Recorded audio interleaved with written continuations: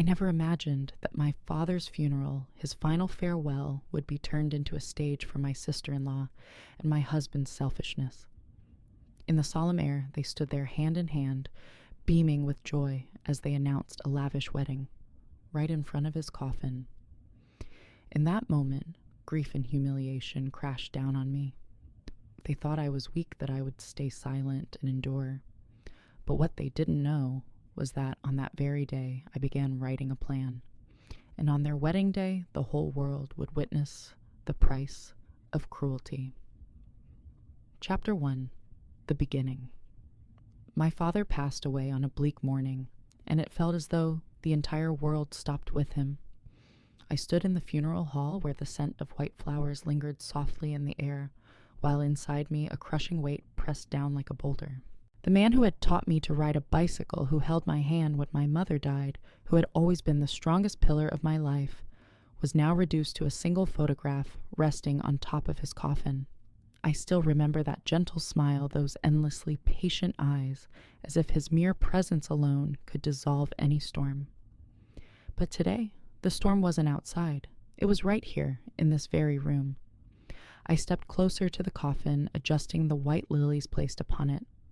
Around me, silence hung heavy, broken only by muffled whispers and choked sobs.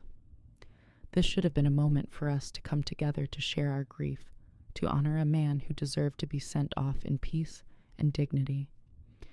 Yet deep down, unease gnawed at me as though something vile was lurking in the shadows. My father's sudden departure left behind an irreplaceable void.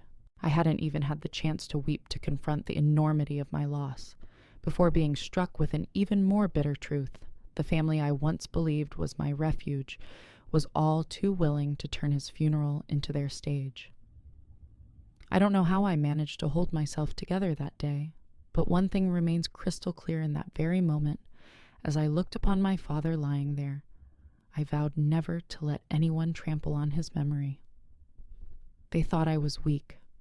They thought I would remain silent forever. But what they didn't know was that on that very day I began crafting a plan, one that would change everything. Chapter 2. The Hijacked Funeral. I had just gently laid my hand on the coffin when a deliberate cough echoed behind me. The sharp clack of heels tapped against the tiled floor, followed by the voice of Rachel, my sister-in-law, ringing out as though she were about to open a birthday party. Everyone. May I have your attention, please? I froze. In the solemn air, only the faint hum of the air conditioner and the fragrance of orchids lingered. Slowly I turned, praying I had misheard. But no. There stood Rachel in the center of the room, dressed in a pristine white gown that looked plucked straight out of a bridal catalog. Her face gleamed, her dazzling smile so exaggerated it was grotesque. And then, before the eyes of everyone gathered to bid farewell to my father, Rachel lifted her arm high and chirped in a broadcaster's tone. Kelsey and I are getting married just 3 months from now. The air froze solid. I heard Mrs. Patterson, our neighbor, gasp audibly, followed by the clatter of papers hitting the floor from one of my father's business partners. More than 30 faces in the room shifted in unison from confusion to horror. Kelsey, my husband, emerged from behind the wreaths of white flowers, beaming as though he had just won a crown. He slid his arm around Rachel's waist and declared loudly, "We wanted to share the news with the whole family at once. Dad would have wanted everyone to celebrate life, wouldn't he?" I was stunned into silence. Barely 72 hours since my father had closed his eyes, and yet the man who once called him Dad could so shamelessly exploit his death as an excuse for his own celebration. Rachel threw her head back and laughed, her shrill voice echoing off the four walls like a knife slicing through my heart. That's right. There's no use in dwelling on grief. We should enjoy life. I stood motionless, my hand still pressed against the coffin, as though clinging tighter might somehow keep my father with me. In the silver-framed portrait, his face smiled kindly, while I swallowed hard against the scream clawing up my chest. Someone at the back of the room muttered a feeble congratulations, of forced courtesy. Slowly, murmurs of hollow well wishes rippled through the crowd. Rachel pranced about, bubbling with details of a spring wedding, even pointing at my father's coffin as she gushed that his old house would be the perfect venue for the ceremony. My throat burned raw, as though I had swallowed sandpaper. I wanted to scream to drive them both out of that sacred room, but instead I heard my own voice emerge low and flat. How wonderful! Each word fell cold and sharp, as if spoken by someone else entirely. And so my father's funeral was transformed into Rachel and Kelsey's engagement party. In a space that should have been filled with words of farewell, there was only laughter chatter about floral arrangements, menus, and churches. I sat silently in the corner, wondering since when the agony of losing a loved one had become nothing more than a backdrop for such vicious selfishness. I don't know if anyone saw the fury smoldering inside me, but in that moment a thought took root and burrowed deep. If they dared turn my father's death into their excuse for a celebration, then on their wedding day I would show them the true cost of cruelty. Chapter 3. Silence and the Seeds of Revenge. After the funeral ended, the house grew so quiet I could hear the ticking of the clock. I sat alone on the bedroom floor, clutching my father's photograph tightly in my hands. In it, he wore the ugly reindeer sweater I had given him as a Christmas joke last year, yet his face beamed with joy, as if it were the most precious gift in the world. My eyes stung, but not from tears. The feeling was more like glowing embers smoldering inside my chest. Downstairs, Rachel and Kelsey were still chattering away, laughing loudly, as if they had just successfully booked their wedding venue. Their laughter drifted up through the vent, filling this dark room, striking against every wound carved into my heart. Each burst of their laughter felt like a taunt that I was worthless, that I was nothing more than a silent shadow in my own home. I set the photo frame down and opened the drawer of my nightstand. Inside lay only an ordinary notebook I usually use for grocery lists or appointments, but tonight it would serve a new purpose. I flipped to a blank page, wrote the date at the top, and began recording every detail I could recall from the funeral.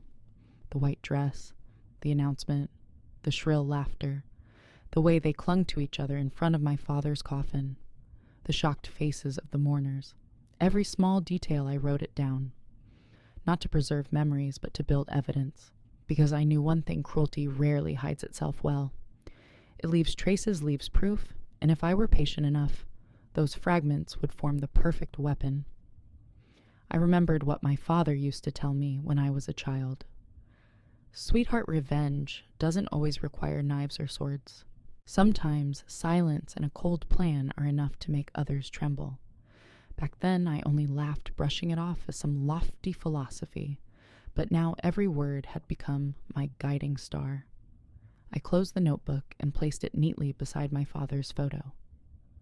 "I promise you they will pay," I whispered to him. Then I turned off the light, letting the room sink into darkness. But the darkness no longer frightened me, for within me a flame had been lit, the flame of silence, of watchful patience, and of a plan they would never see coming. Chapter 4. Unmasking Rachel and Kelsey. In the days following the funeral, the house was no longer a refuge. It had become a stage where Rachel and Kelsey freely performed their play. I slowly realized that my silence only made them more arrogant, and because of that, I could observe them more clearly than ever. In the mornings, Rachel would saunter into the kitchen in her silky nightgown, lifting her coffee cup at exactly 7:15, as though it were a sacred ritual. She giggled with Kelsey while painting her nails casually, discussing how to redecorate my father's kitchen, as if the house had long been hers. These cabinets are so outdated. Once the paperwork is finalized, we'll replace them all. I quietly stood in the corner, folding laundry, letting them forget my very presence. In the afternoons, as sunlight streamed into the living room, I overheard Kelsey boasting about hosting their wedding reception in the family home. He even joked Dad's inheritance will pay for our honeymoon. Rachel burst into laughter, leaning her head on his shoulder. I sat at the dining table, a dish towel in hand, while my heart pounded each word of theirs, cutting into me like a blade. Once when guests came over, Rachel proudly paraded them around the house, pointing to my father's belongings as though they were trophies. "This wine collection will be perfect for the dinner after the wedding," she said, her smile dazzling but hollow. I noticed Mrs. Chen, my father's close neighbor, falter with unease. She turned to me and whispered, "Child, is this how funerals are handled these days?" I forced a smile, swallowing my humiliation. Every family has its own way. Even to my own ears, the words sounded foreign, like they belonged to someone else. When night fell, their laughter drifted up from downstairs once again. The laughter of people basking in happiness, but to me it was nothing less than hooks scraping at my wounds. One night I overheard Rachel whisper, "She hasn't shed a single tear." "Maybe she doesn't even care that her father's dead," Kelsey replied with indifference. "She's always been like a machine. Even when her mother died, she just stood there stiff as a statue." I sat on my bed, my fists clenched so tightly, my fingertips went numb. I said nothing. I only opened my notebook and added new lines, the hours, the habits, the cruel words, details that might seem trivial, but would one day form the rope tightening around their necks. Day by day, I saw more clearly the true nature of Rachel and Kelsey, greedy, selfish, and coldly indifferent. They thought I was invisible, that grief had reduced me to obedience. But I knew one truth: invisibility is the greatest advantage.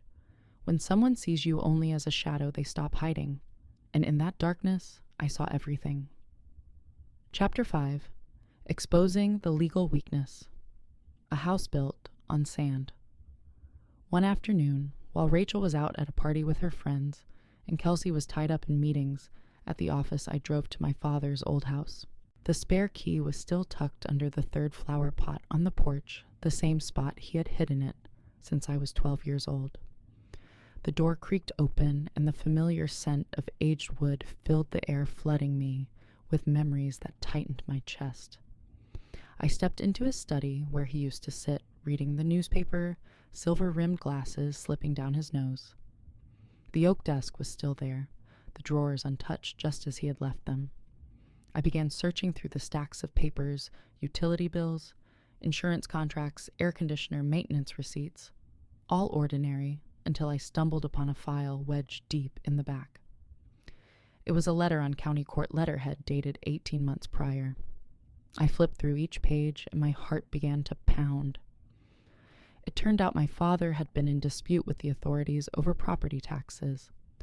For the past 4 years, the taxes hadn't been fully paid because he believed the house had been overvalued. The case had dragged on, delayed again and again, but now that he was gone, the process would undoubtedly be expedited. And if no one stepped forward to resolve it, the house could be seized and sold at auction. I sank into his chair, clutching the letter with trembling hands. So this golden inheritance Rachel and Kelsey flaunted with such confidence was nothing more than a sandcastle at the tide's edge. They were building their wedding dreams on rotten ground. I took out my phone, photographed each page, and carefully replaced the file in its exact spot. As I walked out of the room, my eyes caught on a few trinkets Rachel had already scattered about a scented candle, a pink throw pillow. She had claimed the house as her territory, not knowing it was already slipping beyond her grasp. On the drive back, I called Marcus, a childhood friend I still kept in touch with. He had once mentioned working in real estate with experience handling properties entangled in legal troubles. We agreed to meet at a small diner in town. When I laid the photo set of documents on the table, Marcus frowned. "If this is accurate, the house is at serious risk of being seized. Within a few months, maybe even weeks, the authorities will press forward with proceedings." He paused, then added, "Handled carefully, though someone could buy it before it even hits public auction." I took a sip of bitter coffee, the taste sharp like the truth I had just swallowed. I didn't need to answer. My eyes said everything. The plan forming in my mind was finally taking shape. They thought they were about to inherit a palace, but only I knew that palace was built on sand, and with the right wave at the right time, it would all come crashing down. Chapter 6. A dual strategy, preservation and acquisition. When I left the diner that evening, the early spring wind cut sharply through the empty street. I clutched my handbag tightly, Marcus's words echoing in my head. Handled carefully, someone could buy it before it ever goes to public auction. My father's house, the lifetime of his memories, had now become a game of cards, and I knew I would be the one holding the winning hand. That night I lay in bed listening to Rachel and Kelsey's laughter drifting up from the kitchen below.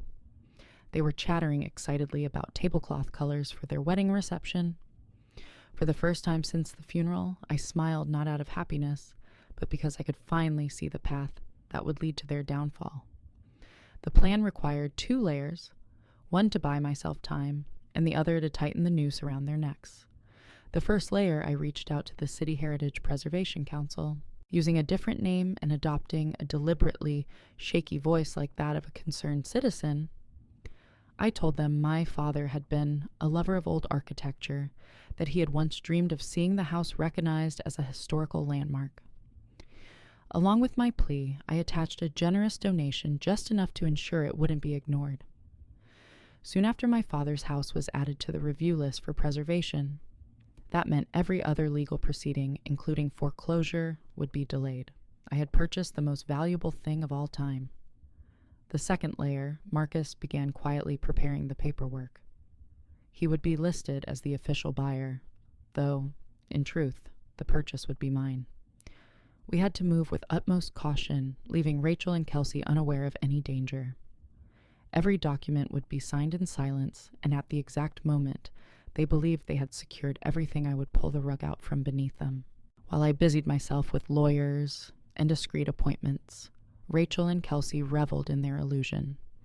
They placed deposits with caterers called photographers, even flaunted on social media about how the family home would be the centerpiece of the wedding of the century. Each photo they posted at the gates, each boast to their friends, was nothing more than another brick in their crumbling sandcastle. And I stood watching from afar, silent, patient, like a hunter, waiting for the prey to walk willingly into the trap. They thought my silence was weakness. But in truth, that silence was the sharpest blade. Chapter 7. Countdown to the Wedding. Since March, each passing day felt like a play on repeat with Rachel and Kelsey as the stars of the stage and me cast, only as the shadow. They had no idea I was the sole audience recording every detail in preparation for the final act. Every evening, my dining table turned into their wedding planning desk. They spread bridal magazines across it, cut out flower arrangements, compared tablecloth colors, even sketched guest seating charts for the garden of my father's house. Rachel gushed, "Under the oak tree will seat my closest friends. With twinkling lights in the branches, it'll look like a fairy tale." Kelsey smiled, brushing her hand. "My father would be so proud." I nearly laughed aloud. My father had never once imagined that house becoming the stage for their pompous charade. On Sundays, they drove out to the house, carrying tape measures, color boards, and fabric swatches. When they returned, Rachel's face glowed as though she had touched heaven itself. "The morning light in the corner room is perfect. I'll get ready there. The photos will be flawless." I stood at the sink, pretending to busy myself, but my eyes lingered on their reflections in the glass. I never stopped them, never objected. On the contrary, I encouraged them, subtly feeding their fantasies, nudging them to invest more, to dream bigger. Yes, that's a lovely idea. It will definitely be a wedding no one will ever forget. Because I knew the deeper they sank into the dream, the harder the fall would be. Even Rachel's social media became her diary of boasting. She posted pictures at the gates of the house with captions like, "Back to the family home where love begins a new chapter." Hundreds of likes, dozens of congratulatory comments. I simply saved each photo, adding them to the ever-thickening file I was compiling. Sometimes I visited the house with Mr. Patel, the elderly caretaker, who had been with our family since my childhood. While watering the flowers alongside him, I picked up old stories about Rachel. How even as a child, she was selfish, once locking a maid in the storage room simply for touching her toys. These stories didn't surprise me. They only confirmed the truth. Rachel had never changed. While they drowned themselves in fantasies of a big day, I grew sharper in my vision of another day, the day of reckoning, the day when their fairy tale dreams would dissolve into a nightmare, and I, with my notebook already crammed full of evidence, would only need to give the gentlest push to topple them from their self-made throne. The clock had already begun its countdown.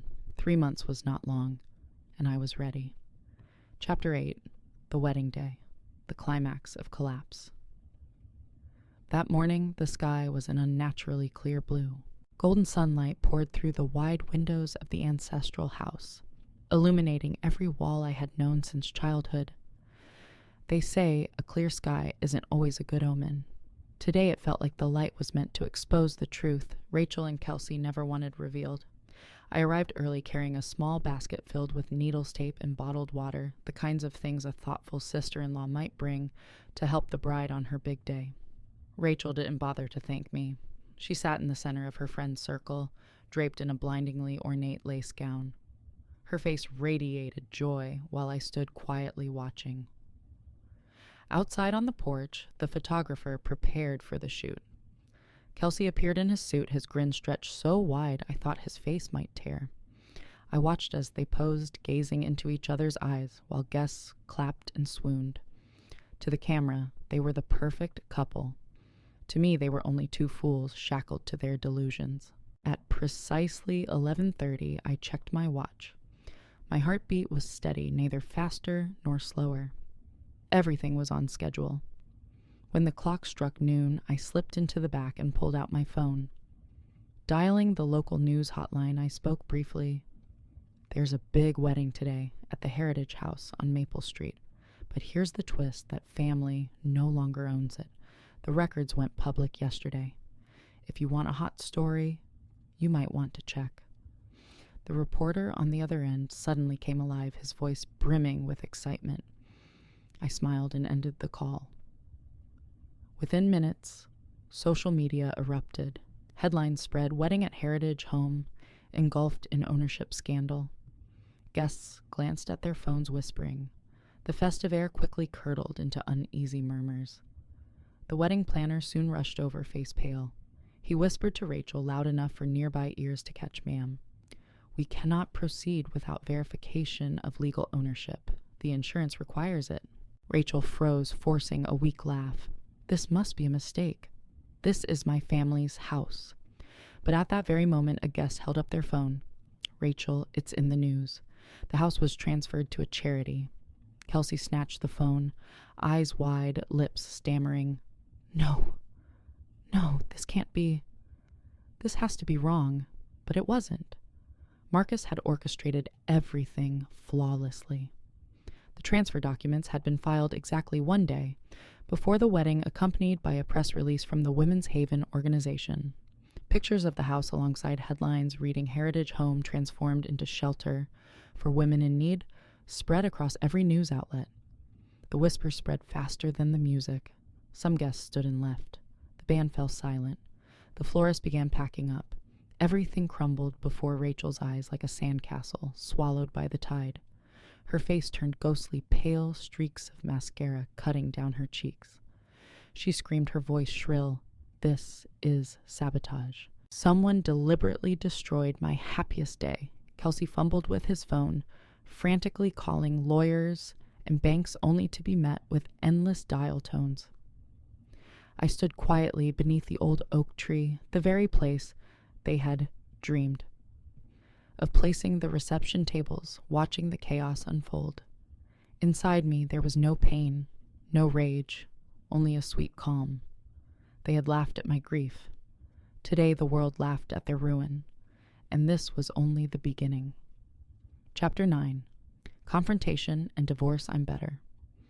A few days after that ruined wedding, Kelsey stormed into the house like a hurricane. His face was flushed, his tie, crooked as usually neat hair, now a tangled mess. He slammed his briefcase onto the table so hard the glasses rattled. "How could you do this to us?" "You've destroyed my life." My colleagues laugh in my face. My boss asked if I needed a leave of absence. Rachel won't even dare step outside. "Are you happy now?" I looked up from the pile of clothes I was folding, my voice calm. Do what exactly? Don't pretend. You orchestrated everything. The house transfer, the media, the social networks. It was all you. I stayed silent for a moment, then walked into the small study. The drawer was still in the same place. I pulled out the old file he had signed years ago. Placing it neatly on the table, I pointed to a line on the third page. This is your signature.